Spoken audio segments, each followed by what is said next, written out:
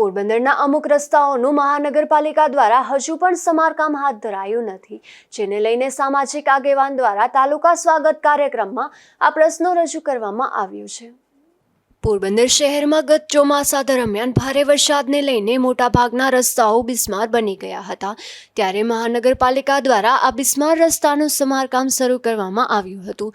તેમ છતાં પણ હજુ 20થી વધુ રસ્તાઓનું સમારકામ હાથ ધરવામાં આવ્યું નથી, જેને લઈને સામાજિક આગેવાન દિલીપભાઈ મસરૂ દ્વારા તાલુકા સ્વાગત કાર્યક્રમમાં આ પ્રશ્નને રજૂ કરવામાં આવ્યો છે।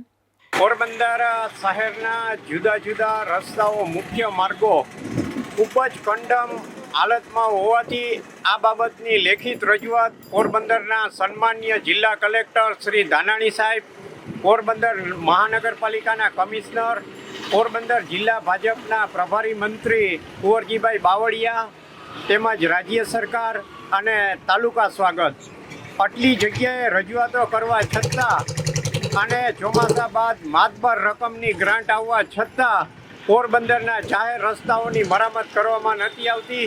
એ આ પોરબંદરના નગરજનોની મોટી કમનસીબી છે કે સિટીની અંદર રાજકીય કિનાખોરીઓ રાખી અને કામ કરવામાં નથી આવતા। તાલુકા અને જિલ્લા સ્વાગત એ રાજ્ય સરકાર હસ્તકના આ વિભાગો છે, છતાં પણ સ્થાનિક અધિકારીઓ અહીંયા બેસી અને એમની મનમાની ચલાવે છે અને રાજકીય કિનાખોરી રાખી અને પોરબંદરના જાહેર રસ્તાઓને રિપેર કરવામાં નથી આવતા।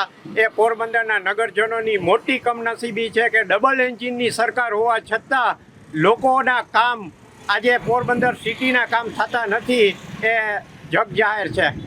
અગાઉ આ આગેવાન દ્વારા બિસ્માર રસ્તા બાબતે જિલ્લા કલેક્ટર, મહાનગરપાલિકા અને પ્રભારી મંત્રી સહિતનાઓને પણ રજૂઆત કરવામાં આવી હતી।